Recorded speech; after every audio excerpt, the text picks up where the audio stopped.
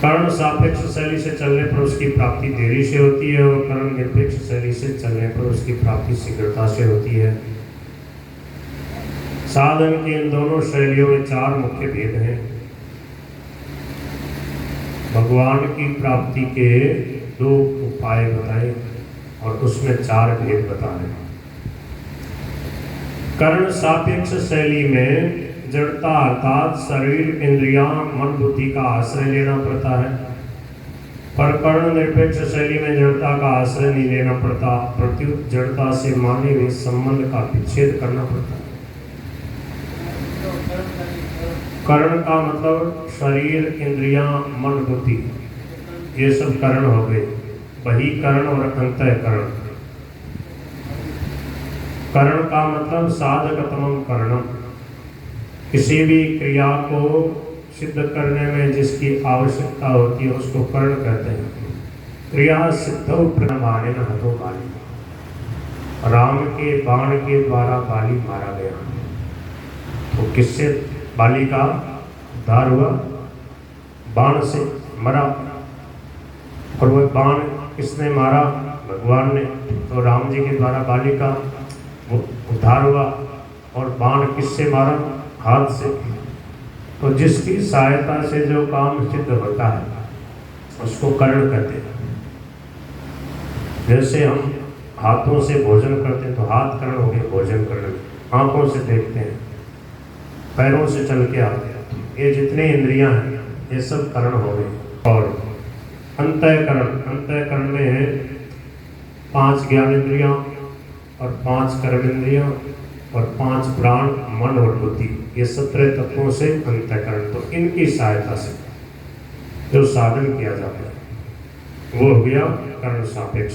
और स्वयं की सहायता स्वयं से जो किया जाता हो गया कर्ण निरपेक्ष। शरणागति कर्ण निरपेक्ष है। भगवान का होने के लिए हमें किसी की आवश्यकता नहीं, किसी कर्ण की आवश्यकता नहीं। अपने आप से स्वयं में स्थित होने के लिए किसी कर्ण की आवश्यकता नहीं। आत्मन्येव आत्मना तुष्ट है स्थित प्रज्ञस्थ बच्चे। तो ये हो गई कर्ण निरपेक्ष शैली। और इंद्रियों की सहायता से, मन बुद्धि की सहायता से जो साधन किया जाता है वो हो गया कर्ण सापेक्ष शैली। जैसे अनन्य चेता सततम यो मां स्मरति नित्यशः तस्याहं सुलभः पार्थ नित्य युक्तस्य योगिनः। ये कौन सी शैली है बताओ भाई? अनन्य चेता सततम यो मां स्मरति नित्यशः तस्याहं सुलभः पार्थ नित्य युक्तस्य योगिनः। कौन सी शैली मानेंगे इसको? जो नित्य निरंतर मेरा स्मरण करता रहता है उसके लिए मैं सुलभ हूँ। कर्ण निरपेक्ष है। महाराज जी ने कर्ण सापेक्ष कहा इसको, क्योंकि निरंतर अभ्यास है इसमें, निरंतर स्मरण करता है, मन बुद्धि से चित्त से निरंतर स्मरण करता है। कर्ण निरपेक्ष शरणागति को बताया, मैं भगवान का हूँ, भगवान मेरा भगवान के साथ नित्य संबंध है। ममई मानुषो जीवलोके जीवभूत सनातन। भगवान को स्वयं से स्वीकार कर लेते हैं। हाँ, तो हम स्वयं मान्यता यहाँ पर किसी तरह की जरूरत नहीं है। कर्ण निरपेक्ष साधन वाले। और यहाँ पर स्मरण करने की प्रधानता हुई ना, अभ्यास की प्रधानता। स्मरण करना मन साथ लगे रहेगा। हाँ, तब कर्ण सापेक्ष कर्ण सापेक्ष हो जाते हैं, मन साथ है। अनन्य चेता चित्त साथ में है ना, तो चित्त से निरंतर अभ्यास कर रहा है, स्मरण कर रहा है। तो निरंतर स्मरण करना होगा, उसको अभ्यास करते करते निरंतर लगा रहेगा तो फिर भगवान कहते मैं उसके लिए भी सुलभ हूँ। और बहुनाम जन्मनाम अंते ज्ञानवान माम प्रपद्यते वासुदेव सर्वमिति स महात्मा सुदुर्लभ है। ये कर्ण निरपेक्ष शैली है। जहाँ शरणागति का वर्णन हुआ, जहाँ संबंध का वर्णन हुआ, तो संबंध स्वयं से हम स्वीकार करते हैं और जो अभ्यास करते हैं वो मन बुद्धि चित्त इंद्रियों की सहायता से। इसलिए शरणागति का जहाँ वर्णन आएगा वो कर्ण निरपेक्ष शैली है, क्यों? उसमें संबंध की प्रधानता। और जहाँ स्मृति की प्रधानता, स्मरण किया जाता, अभ्यास जहाँ है वो कर्ण सापेक्ष शैली।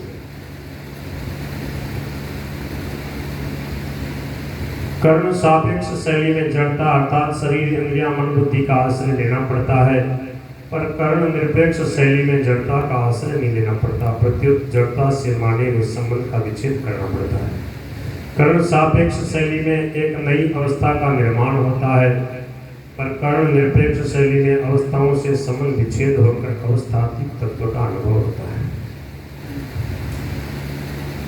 कर्ण सापेक्ष शैली में प्राकृत सिद्धियों की प्राप्ति होती है, पर कर्ण निरपेक्ष शैली में प्राकृत शक्तियों से संबंध विच्छेद होकर सीधे परमात्मा तत्व का अनुभव होता है। इनसे मतलब ही नहीं रहता। सिद्धियां वगैरह जो भी होती हैं योग के, और ये जैसे समाधि वगैरह हो जाता है, जैसे विभूति पाद में पातंजलि योग दर्शन में आगे तो महाराज जी कह रहे हैं, तो वो क्या उस तरफ से साधक की स्वाभाविक जो है उधर से निवृत्ति होती है कर्ण निरपेक्ष शैली। नीचे थोड़ा स्पष्ट कर रहे हैं, अगर कर्ण सापेक्ष शैली चित्तवृत्ति निरोध से सीधे परमात्मा तत्व की प्राप्ति हो जाती तो पातंजलि योग दर्शन का विभूति पाद जिसमें सिद्धियों का वर्णन है व्यर्थ हो जाता। देखो स्पष्ट वर्णन करते हैं। कर्ण सापेक्ष शैली से जिन सिद्धियों की प्राप्ति होती है वे तो परमात्मा तत्व की प्राप्ति में विघ्न है। पातंजलि योग दर्शन में भी उन सिद्धियों को विघ्न रूप से माना गया है। ते समाधौ उपसर्गा विद्धानेश शुद्धय, अर्थात वे सिद्धियां समाधि की स्थिति में विघ्न है और विद्धान व्यवहार में सिद्धियां हैं। स्थान्योपनिमंत्रणे संगस्मयाकरणम पुनरनिष्ट प्रसंगा, अर्थात लोकपाल देवताओं के द्वारा अपने लोगों के भोगों का लालच देकर बुलाने पर न तो उन भोगों में राग करना चाहिए और न अभिमान करना चाहिए, क्योंकि ऐसा करने से पुनः अनिष्ट पतन होने की संभावना है। कर्ण सापेक्ष शैली में कभी तत्काल सिद्धि नहीं मिलती। कर्ण निरपेक्ष शैली में जड़ता से सर्वथा संबंध विच्छेद होने पर, अपने स्वरूप में स्थित होने पर अथवा भगवान के शरण होने पर तत्काल सिद्धि मिलती है। ये फर्क है। देखो, कर्ण सापेक्ष शैली में एक नई अवस्था का निर्माण होता, पर कर्ण निरपेक्ष शैली में अवस्थाओं से संबंध विच्छेद होकर अवस्थापित तत्व का अनुभव होता है। तो कर्ण सापेक्ष शैली में जहाँ अभ्यास की प्रधानता है, जहाँ बार बार चित्तवृत्तियों को लगाना होता है, तो उसमें तत्काल सिद्धि नहीं मिलती। पर कर्ण निरपेक्ष शैली में जड़ता से सर्वथा संबंध विच्छेद होने पर, अपने स्वरूप में स्थित होने पर, अथवा ये देखो ज्ञान योग में भी कर्ण निरपेक्ष है और भक्ति योग में।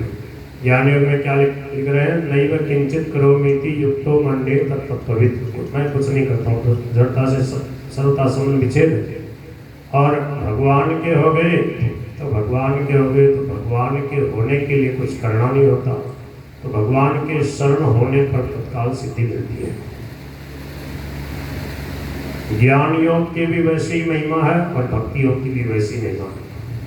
ज्ञान योग में भगवान ने कहा, अपि चेदसि पापेभ्यः सर्वेभ्यः पापकृतमः सर्वं ज्ञानं प्रवेणैव वृजिनं संतरिष्यति, संपूर्ण पाप ताप नष्ट हो जाएंगे, कितना ही सबसे बड़ा पापी क्यों न हो, वो भी ज्ञान रूपी अग्नि के द्वारा उसके संपूर्ण भस्मसात कुरुते अर्जुन ज्ञानाग्नि दग्ध कर्म ज्ञानाग्नि सर्वकर्माणि भस्मसात कुरुते तथा। तो ज्ञान क्या है?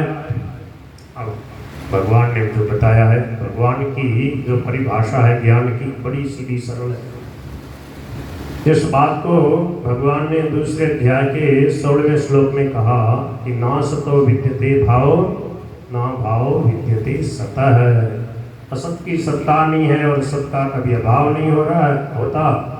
उभयोरपि दृष्टान्ततनयोस् तत्त्वदर्शी भी स्थित हो गए। तो ज्ञान क्या है? भगवान श्री कृष्ण ने इसी को ज्ञान बताया। क्या बोले, इदम शरीरम कौन्तेय क्षेत्रमित्य विधीयते एतद्यो वेत्ति तं प्राहु क्षेत्रज्ञ इति तद्विदः। आगे क्या करें? बोले, क्षेत्रज्ञं चापि मां विद्धि सर्वक्षेत्रेषु भारत, क्षेत्र क्षेत्रज्ञयोर ज्ञानम यत् तज्ज्ञानम मतम मम, मेरे मत में यही ज्ञान समझ। क्षेत्र क्षेत्रज्ञ का जो विवेक है, क्षेत्र मानी असत शरीर संसार और क्षेत्रज्ञ का मतलब स्वयं। तो स्वयं की इसके साथ कभी किसी प्रकार से और इसके साथ कभी सम्मेलन हुआ नहीं, संयोग हुआ नहीं। स्वयं की इससे सदा और क्या है, भिन्नता है। ये सत्य है, असत है, और हम सदा रहने वाले हैं। ये विनाशी है, हम अविनाशी हैं। ये विकारी है शरीर संसार, हम निर्विकार है। तो ये क्षेत्र के का जो ज्ञान है, इसी को भगवान ने ज्ञान कहा।